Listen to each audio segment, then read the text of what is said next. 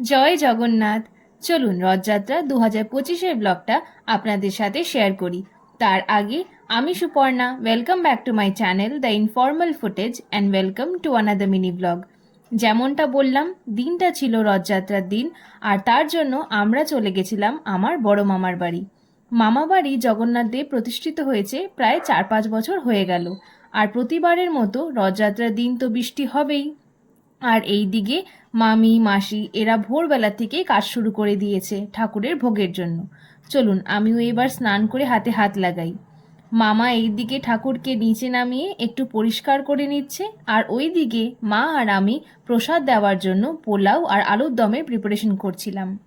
এই রথযাত্রাটা ঘিরে থাকে অনেকটা আনন্দ আর ভালোবাসা। সবাই একসাথে মিলেমিশে মজা করে কাজ করা হয়।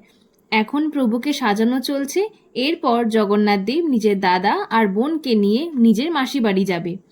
এখানে আর মাসি বাড়ি কোথায় পাবে, তাই মামার এক ফ্ল্যাট থেকে অন্য ফ্ল্যাটে যাবে, আর উল্টো রথের দিন আবার নিজের বাসস্থানে ফিরে আসবে।